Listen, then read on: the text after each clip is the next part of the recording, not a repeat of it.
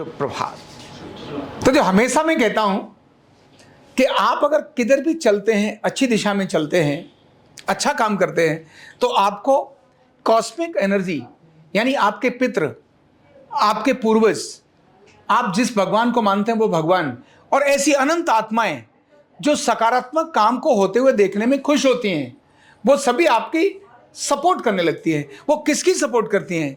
जो चलता है। किसकी सपोर्ट करती है? जो चलता है। परीक्षाएं भी लेती हैं और परीक्षा नहीं लेती हैं। चलने में तो कठिनाई किसी को भी आती है, किसको नहीं आएगी भाई? किसी को भी आएगी, लेकिन जो चलता है उसी को सपोर्ट करती हैं। आप अगर कहीं जा रहे हैं, आप चल रहे हैं, चलते समय आपको रास्ते के बारे में पता नहीं है, तो भी आप अनेक बार देखेंगे जब आप जा रहे हैं तो वहां व्यक्ति कुछ खड़े हैं, वही देखकर बताएंगे बेटा उधर से मत जाना, उधर पानी ज्यादा है, गहरा है, थोड़ा इधर से निकल जाओ।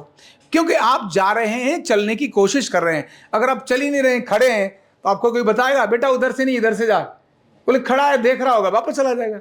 यही तो है ना। तो जो चलता है, जो प्रयास करता है, जो एफर्ट्स करता है सही दिशा में, उसको ऑटोमेटिकली ये शक्तियां सपोर्ट करती हैं, न जानते हुए भी, न देखते हुए सपोर्ट करती हैं।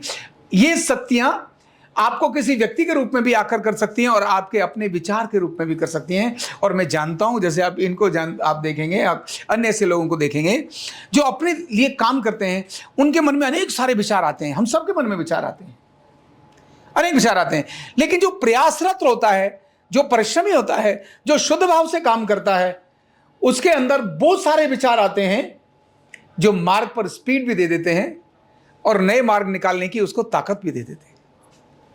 वो बहुत सारे विचार आते हैं। आप जब ध्यान में जाने लगेंगे, साधना करने लगेंगे, तो साधना में शुरुआत में आपके चैलेंज आएंगे, अनेक सारे वो विचार आएंगे जिनसे आप बचना चाहते हैं। वासना के विचार आएंगे, पैसे के विचार आएंगे, भय आएगा, चिंता आएगी, किसी के प्रति राग आएगा, मतलब राग का मतलब लगाव है ना, किसी के साथ अनुराग आएगा, किसी के साथ द्वेष आएगा, ये सब आएगा, शुरुआत में आएगा। एक बार कोई व्यक्ति विचार में आएगा, ध्यान में आएगा, अच्छा इसने मेरा नुकसान किया था, और उसी को पकड़ लोगे, आपको उसे कट करके फिर आगे बढ़ना होता है। छोड़ो, अब इसकी जरूरत नहीं है, आगे बढ़ो। जब आप आगे बढ़ते हैं, जब वो करने लगते हैं, तो एक स्टेट ऐसी आती है जिसके बाद आप फ्री हो जाते हैं। जैसे मैं जहाज का उदाहरण देता हूं। जहाज नीचे से रनवे पर दौड़ता है तो फ्यूल बहुत खाता है, बहुत फ्यूल खाता है, पर कम खा रहा होता है। अब जैसे ही वो रनवे को छोड़ता है और हवा में आता है, उस समय उसका फ्यूल का जो खर्चा है वो 10 टाइम बढ़ जाता है। रनवे पर 10 टाइम नहीं है, उससे 10 टाइम बढ़ जाता है। लेकिन जैसे ही वो एक निश्चित स्थान पर हवा में पहुंच जाता है, तो जितना फ्यूल वो खर्च कर रहा था अभी तक, उसका 10% से भी कम फ्यूल में उसकी बहुत तेज और अच्छी स्पीड होती है। फ्यूल बहुत कम खाता है, फिर तो वो ऐसे ही जाता है। और इसके बाद जब वो उसको उतरना होता है, तब तो फ्यूल होता ही बहुत कम खर्चा है। तो एक निश्चित दिशा में जाने के बाद जो उसको 10% फ्यूल पर उसकी स्पीड को बनाए रखने का जो काम कर रही हैं, वही कॉस्मिक शक्ति और एनर्जी होती हैं, जो आध्यात्म की अद्भुत शक्ति होती हैं। जैसे मोदी जी की बात करते हैं, मोदी जी की अपनी एक शुद्ध भावना के कारण, देश के प्रति प्रेम के कारण, अपने ग्रंथों के प्रति प्रेम के कारण, ऐसा नहीं है कि मोदी के अंदर ही अकेला विचार था, इससे पहले भी तो लोगों के अंदर विचार रहा होगा, लेकिन प्रयास नहीं किया। मोदी जी ने आते ही प्रयास किया, और मोदी जी ने अद्भुत प्रयास किया। कम सोकर भी, शांत होकर भी अधिकतम बड़ा तगड़ा प्रयास करने का जो एक प्रचलन चलाया आज दुनिया में। इसीलिए तो यूएन के अंदर भारत को वीटो पावर मिल गई। भाई भारत विश्वगुरु तो पहले भी था, 0 तो दुनिया को भारत नहीं दिया था, दशमलव तो दुनिया को भारत नहीं दिया था। आज 0 और दशमलव दुनिया से भारत ये कह दे, जो कह ही देगा जल्दी, कि भैया ज्यादा नहीं है, आप हमारे को काम करो, हम बाकी जो चीजें थी उनको तो हम छोड़ते हैं, हमें केवल जो आपने 0 हमारा यूज किया है और जो दशमलव हमारा यूज किया है, सिर्फ इस पर अभी तक जितना यूज किया उसका सारा कुछ छोड़ देते हैं, बस थोड़ी सी हम कभी अभी केवल 0.1% रॉयल्टी आपसे लेते हैं जो अभी आपने यूज किया है। तो रात रात में भारत के पास इतना पैसा होगा जो किसी के पास भी नहीं होगा। और फिर अगर कह दिया कि भाई अब जो यूज करना चाहता है, हम ज्यादा रॉयल्टी नहीं मांगेंगे, केवल 0.5% रॉयल्टी मांगेंगे। कितना मांगेंगे? आप खूब कमाइए हमारे 0 से। भाई आप तो अपनी रॉयल्टी बहुत मांगते हो, जो आपने पेटेंट ले लिया है, जो आपने अपनी जिन जिन चीजों पे आपने पेटेंट ले लिया है उस पर तो रॉयल्टी दम के मांगते हो। तुम्हारी 100 रुपए की चीज को तुम 10,000 में बेचते हो, तभी तो घुटने और ट्रांसप्लांट की चीजें तुम्हारे नाम से इतनी महंगी बिकती हैं। भाई इतनी सारी दवाइयां इतनी महंगी बिकती हैं क्यों? जीवन रक्षक दवाई भी जो आपकी बनती है 5 रुपए की, आप उसको 500 रुपए में भी बेचते हो क्योंकि तुमने उस पर पेटेंट ले लिया। तो जो जीवन के लिए उपयोगी था, जीरो तो जीवन के लिए उपयोगी नहीं है, जीरो तो प्रगति के लिए उपयोगी है। दशमलव तो जीवन के लिए उपयोगी नहीं है, दशमलव प्रगति के लिए उपयोगी है। जो बालक दशमलव जीरो को जानता ही नहीं है, क्या वो जी नहीं सकता? जी सकता है, पर प्रगति करेगा तो कैलकुलेशन करना पड़ेगा, गुणा करना पड़ेगा, भाग करना ही पड़ेगा। सारा गुणा भाग तो भारत ने ही दिया है। तो भारत अगर मांग ले, नहीं मांग ही लेगा, तो भारत रात ही रात के अंदर कुछ से कुछ हो जाएगा। तो भारत तो विश्वगुरु पहले से था ही, पर भारत के भारतीयों में वो कॉन्फिडेंस नहीं था जो मोदी जी ने अपना कॉन्फिडेंस प्रकट किया। उन्होंने कहा ना कि भाई मैं ना आंखें झुकाकर बात करूंगा, ना आंखें उठाकर बात करूंगा, मैं आंखें मिलाकर बात करूंगा, क्योंकि मैं उस देश का रहने वाला हूं जो शांति और अहिंसा पर जीता है लेकिन शक्ति भी अपने पास रखता है। वो शेर है, रोड पर शेर शांत होकर बैठा है, आराम से उसे हमला कर। शेर नॉर्मली शेर गुस्से में आता नहीं। आप शेर को देखेंगे, शेर सबसे शांत स्वभाव का प्राणी है, कभी शेर हमला ऐसे नहीं करता, लेकिन जब टारगेट ले लेता है तो छोड़ता नहीं है। आप शेर के बराबर से निकल जाइए, शेर हमला नहीं करेगा। ऐसी अनेक सारी घटनाएं जंगलों की मिलती हैं जहां शेर रास्ते में बैठे हुए थे, लेकिन शेर बैठा है इसको देखकर अच्छे अच्छे गुंडे भी अपनी गाड़ियों को वापस ले जाते हैं, सिर्फ देखकर। शेर शांत बैठा है क्योंकि पता है शेर के पास क्या है, ताकत है। मोदी जी ने सिर्फ यही कहा कि भाई मेरे पास, मेरी इतनी बड़ी लोकतंत्र के जो मेरे देश के वासी हैं, इनकी मेरी ताकत है, मेरे पास है। मेरे पास वो ताकत है जो मेरे इतिहास में मेरे साथ है, मेरे पास वो ताकत है जो मेरे ग्रंथों में मेरे साथ है। यानी मेरे पास पुरानी प्राचीन वो ताकत है जो तुम सबसे पुरानी है। तो ऐसा ताकतवर खानदान का बंदा आंख उठाकर बात करेगा तो गर्व हो जाएगा, उसको अहंकार हो जाएगा। आंख झुकाकर बात करेगा तो आत्मग्लानि हो जाएगी। इससे पहले लोगों ने आंख झुकाकर ही बात करी है। मैं बहुत बड़े राजा के घर से आया हूं। अरे भाई तू राजा के घर से आया तो आंखों में आंख डाल के बात कर ले। तू क्यों नीचे वाले को, सामने वाले को नीचा और ऊंचा समझता है? तू सामने वाले को सामने वाले की तरह से बात कर। अगर मान लो बच्चा है तो बच्चे की तरह बात कर, बड़ा है तो बड़े की तरह बात कर। केवल यही चीज किसने दी? तो और मोदी जी ने नहीं दी।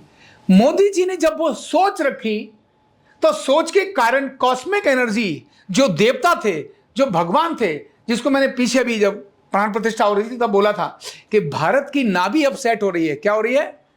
भारत की नाभि अपने केंद्र में आ गई। जब अयोध्या के मंदिर का निर्माण हुआ, भारत की नाभि बिगड़ी हुई थी। नाभि अगर बिगड़ जाए तो शरीर में कितना बड़ा भूचाल आता है। 500 वर्ष से जो भारत की नाभि अयोध्या बिगड़ी हुई थी, जिसमें जिस धरती पर, जिस जगह पर पहला इंसान पैदा हुआ, जिस धरती पर व्यक्ति पैदा हुआ उसने गंगा जी को जमीन पर लिया, जिस जगह पर व्यक्ति पैदा हुआ उसने साम्राज्य स्थापित किए, जिस जगह पर अयोध्या में जहां व्यक्ति पैदा हुआ उसने दुनिया के अंदर भारत के धर्म का डंका बजाया। वो नाभि का केंद्र हिल गया था, इसीलिए भारत हिल गया था। अब फिर से नाभि अपने स्थान पर आ गई। अब भारत की सोच बदल गई, भारत को, दुनिया को, भारत को देखने का नजरिया बदल गया। भारत मेंटल और फिजिकल नॉर्मल हो गया।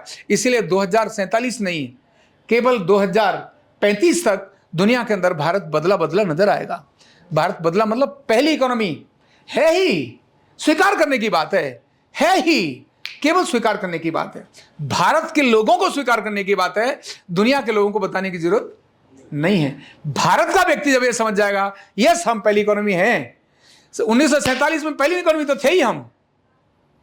रात ही रात में तो आंकड़े बदल दिए। 1 रुपए की वैल्यू गिराकर 4 रुपए अगले दिन ही तो कर दी। और वही 1 रुपए, $1 का 1 रुपया और डॉलर बराबर था, वो अगले उसी दिन 1947 15 अगस्त को 4 रुपए का $1 हो गया और आज 83 रुपए का $1 हो गया। क्या मतलब बनता है? केवल आंकड़ों का ही तो खेल है। किसका खेल है? आंकड़ों का ही तो खेल है। आंकड़े अगर बदल दिए जाएं तो भारत तो जो है वो है ही। अब आंकड़े ही बदल रहे हैं। जो चाइना वीटो मारता था, अब आंकड़े बदल गए। वहां से 3 लोगों ने कह दिया भारत चाहिए, नहीं तो यूएन ही नहीं रहेगा।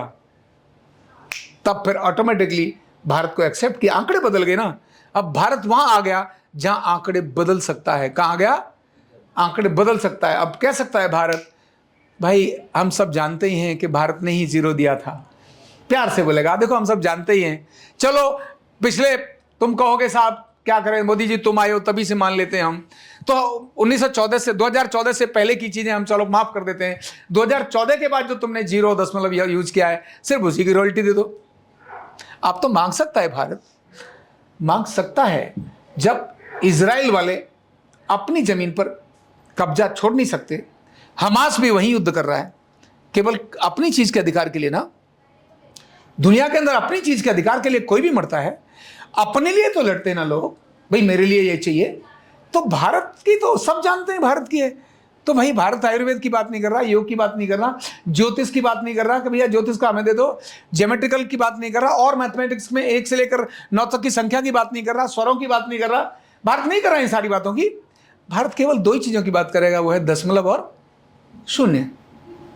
इसके बाद आंकड़े बदलते चले जाएंगे। तो फिर मैं वही आता हूं कि जब आप चलते हैं, अभी भारत उस दिशा में चला नहीं है, अभी हमारे जैसे कुछ लोगों के दिमाग में बात आई होगी, पर आई है तो चलेगा भी भारत। तो जैसे ही भारत उस दिशा में चलेगा तो डरने की बात नहीं है। वो कॉस्मिक एनर्जी सबके दिमाग को घुमाती है, सबके दिमाग को घुमाती है, वो सब घुमा देगी और अपने आप तय हो जाएगा। इसीलिए केवल अच्छी दिशा में बढ़ने की आवश्यकता है, अच्छे काम को करने की आवश्यकता है। जब आप अच्छे काम को करने की तरफ चलेंगे तो अपने आप ही दुनिया आपके हिसाब से चलेगी और दुनिया, कॉस्मिक एनर्जी दुनिया को चलाएगी। वो देवता भी आपकी सपोर्ट करेंगे, वो ऋषि भी आपकी सपोर्ट करेंगे, वो भगवान जिसकी आराधना करते हैं वो भी आपकी सपोर्ट करेगा। संकट तो किसको नहीं आते, राम को भी आए थे, कृष्ण को पैदा होते ही संकट आए थे। तो संकट तो पार्ट ऑफ द, संकट नहीं है ये। जितने बड़े काम को करोगे, जितना बड़ा व्यापारी उतना बड़ा उधारी, जितना बड़ा व्यापारी उतना बड़ा उधारी। तो भाई काम करोगे तो आपको वैसे ही तो चलना पड़ेगा, तिजोरी उतनी थोड़ी ना रखोगे, बड़ी करनी पड़ेगी। लोगों को भी इतना ना रखोगे, बड़ा करना पड़ेगा। तो बोले जी मैं तो 5 करोड़ की तनख्वाह देता हूं, क्या करूं? भाई जब तुम 500 करोड़ का काम कर रहे हो तो 5 करोड़ की तनख्वाह भी दोगे, इसमें बात क्या है? तो संकट नहीं है, this is part of the way. ये आपके रास्ते का एक तरीका है जिस पर आपको जाना है, केवल चलना है, रुकना नहीं है। जब चलते रहना है तो अपने आप सारी चीजें ऑटोमेटिकली होती चली जाएंगी। Thank you so much.